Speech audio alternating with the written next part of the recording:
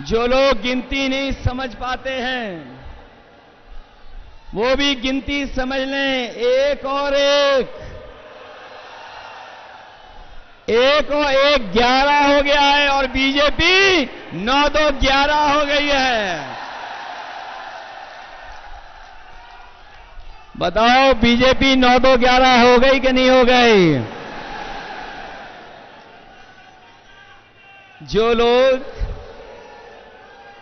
4 चरणों का चुनाव देख चुके होंगे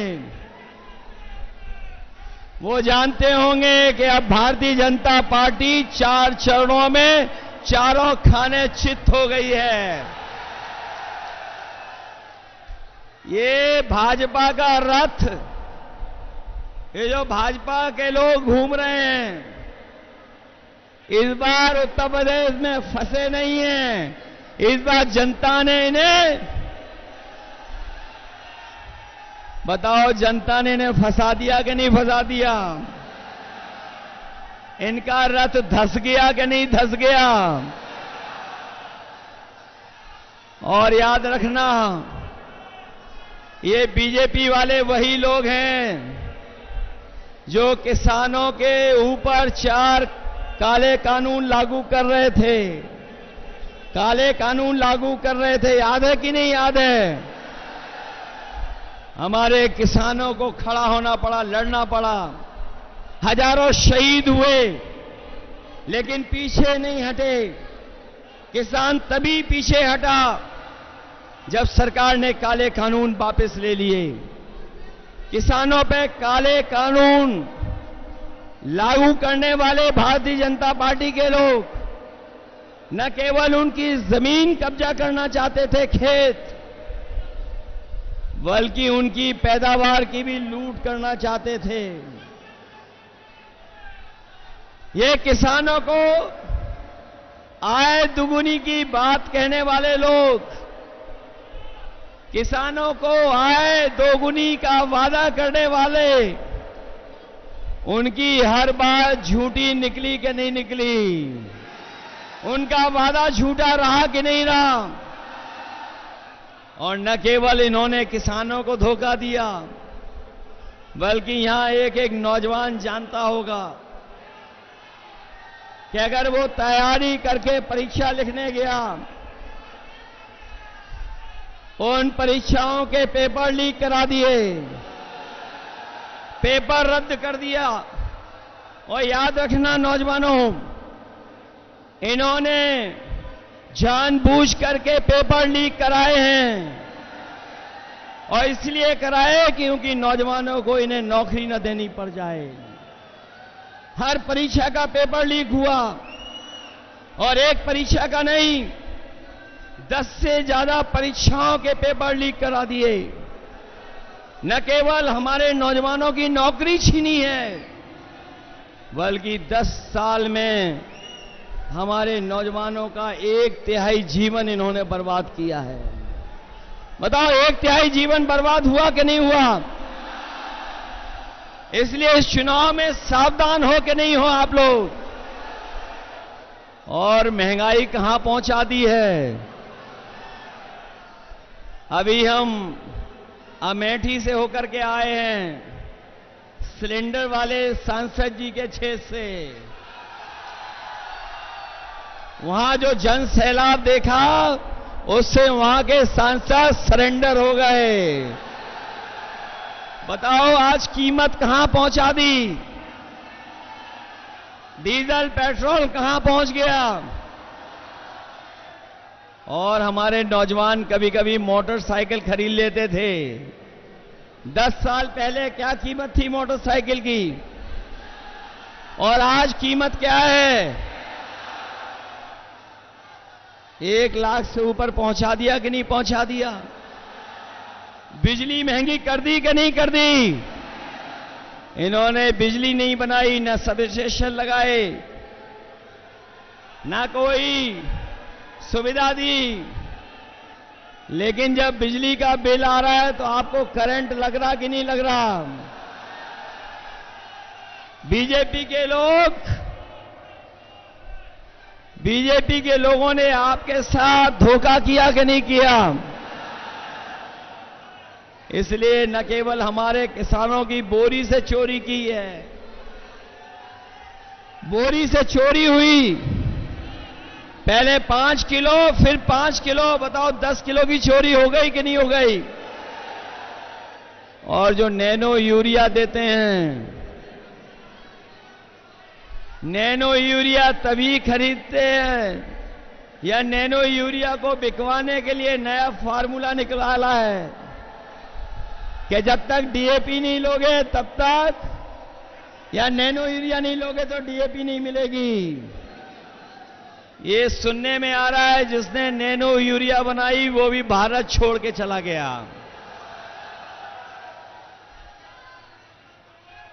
इधर बीजेपी के लोग बड़े घबराए हुए हैं।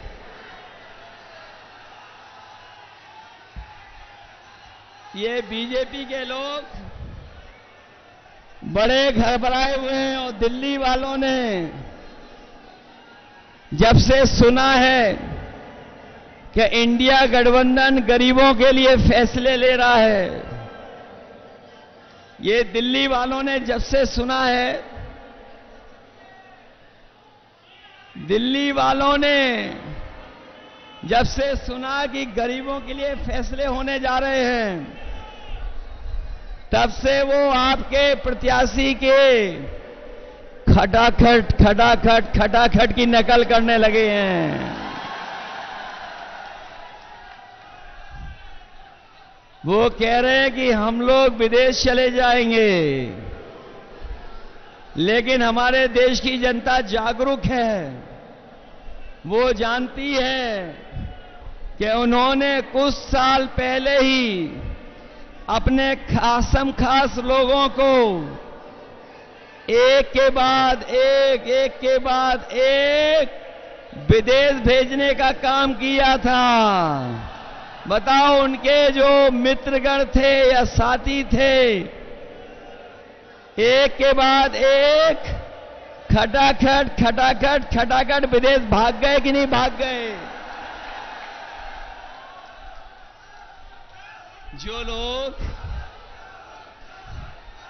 जो लोग देश को सपना दिखा रहे थे बड़ा बनाने का, बताओ कर्जे में डुबा दिया देश को कि नहीं डुबा दिया? और अब ये जनता कह रही है इनसे, अब जनता इनसे कह रही है कि अब आपको हटा देंगे, फटाफट फटाफट फटाफट। बताओ इन्हें हटा दोगे कि नहीं हटा दोगे? और जो कहते थे कि ना खाएंगे ना खाने देंगे, याद है कि नहीं याद है? जो कहते थे कि ना खाएंगे ना खाने देंगे, बताओ वो सब डकार गए कि नहीं डकार गए? डकार गए और कह रहे हैं गटागट गटागट गटागट। बताओ, खाने के बाद, इलेक्ट्रॉल बॉन्ड के बाद तो इन्होंने डकार भी नहीं ली। इसलिए ये चुनाव हमारे आपके भविष्य का तो है ही है। ये हमारे आपके भविष्य का चुनाव तो है ही है। इसके साथ साथ ये हमारे आने वाली पीढ़ी के भविष्य का भी चुनाव है। ये लोग बीजेपी वालों ने हमें आपको वैक्सीन लगवा करके, बताओ हमारी आपकी जान के पीछे पड़ गए कि नहीं पड़ गए? और अभी ये 400 पार का नारा देने के बाद बताओ संविधान को खत्म करना चाहते हैं कि नहीं? बताओ संविधान बचाओगे कि नहीं बचाओगे? ये लोग जो 400 पार का नारा दे रहे थे, ये 400 पार का नारा भूल गए हैं। और आप देख लेना, जैसे जनता का गुस्सा बढ़ता जा रहा है, हर चरण में जनता का गुस्सा इनके खिलाफ बढ़ता चला जा रहा है। 7वें चरण में जनता का गुस्सा 7वें आसमान पे होगा। इन्होंने किसान, नौजवान, व्यापारी और संविधान हर एक वर्ग को धोखा दिया। यही देश के प्रधान सांसद आए थे और कह रहे थे हम छुट्टा जानवर की समस्या का समाधान कर देंगे। हमारे किसानों को खेतों पे तार लगवाने पड़ गए। आए दिन किसी की जान जा रही है, कोई सुरक्षित नहीं बचा है। और अब तो ये जो 400 पार का नारा देने वालों को जनता कह रही है, और देश की 140 करोड़ की जनता कह रही है कि इस बार इनको 140 सीटों के लिए भी तरसा देंगे, क्योंकि इन्होंने आरक्षण भी हमारा छीनने का काम किया है। ये हमारे 69,000 वाले शिक्षक भर्ती, ये जानते होंगे, शिक्षा मित्र वाले जानते होंगे, या जिन्होंने तमाम नौकरियां की परीक्षा लिखी वो जानते होंगे कि इस सरकार में सब उल्टा पुल्टा हो रहा है। न केवल नौकरी छीनी जा रही है, नौकरी ना दें जिससे हम आरक्षण नहीं देना चाहते हैं, वहीं 69,000 वाले हर जगह पर बैठे रहे, सालों साल आंदोलन किया, लेकिन उसके बाद भी उन्हें न्याय नहीं मिला। हम अपने किसान, नौजवान और आम लोग कह के जा रहे हैं, ये इंडिया गठबंधन और समाजवादी लोग आने वाले समय में 4 जून के बाद जब बदलाव होगा तो आपकी हर समस्या का समाधान हम लोग करने का काम करेंगे। इसलिए आप सबसे मैं अपील करने आया हूं, आप सबसे मैं अपील करने आया हूं, ये चुनाव रायबरेली का पूरा देश देख रहा है, पूरे देश की निगाहें लगी हुई हैं, और विशेष हम अपने समाजवादी साथियों से कहेंगे जो यहां पर हैं सभा में, और जो हमारे मंच पे भी साथी बैठे हैं, कि सब लोग मिलकर के कांग्रेस पार्टी के प्रत्याशी राहुल गांधी जी को ऐतिहासिक वोटों से जिता देना। और जब देश की बड़ी जीतों की गिनती हो, जब देश के बड़ी जीतों की गिनती हो, तो उस गिनती में भी समाजवादियों और रायबरेली को शामिल कर देना। बताओ कितने वोट से जिताने जा रहे हो? उसके लिए घबराओगे तो नहीं आप लोग? सुना है बीजेपी का जो प्रत्याशी है वो भू माफिया है।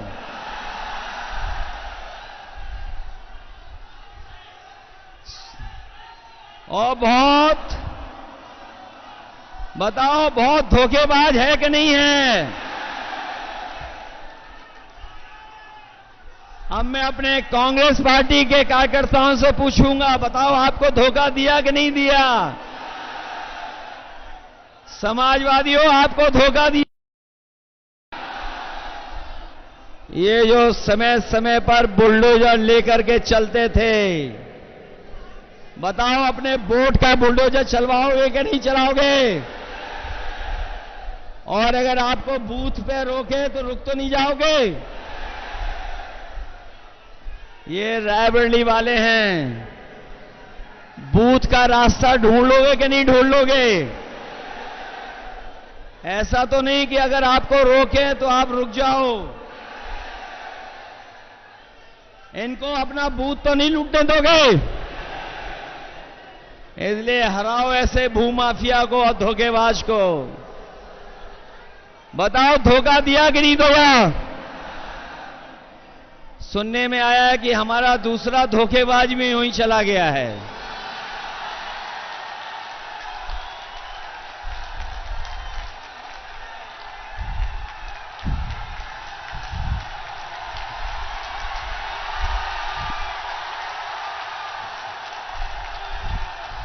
और ये जो अभी अभी गया है धोखेबाज, उसकी खासियत है, जो अभी अभी धोखेबाज गया उसकी एक बहुत अच्छी खासियत है कि वो जहां जाता है वहीं गड्ढा खोदता है। इसलिए सावधान हो कि नहीं हो।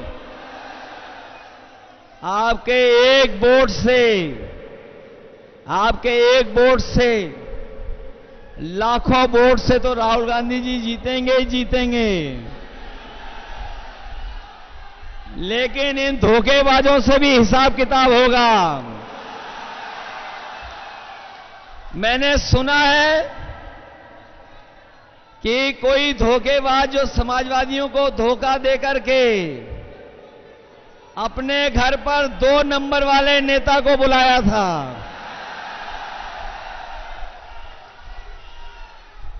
कौन से नंबर वाले नेता को? अरे भाई, मैं नहीं बोल सकता 2 नंबरी नेता।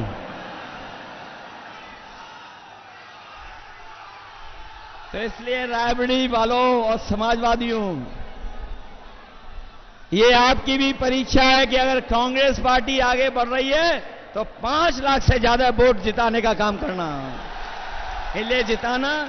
यही निवेदन, यही अपील करने आया हूं।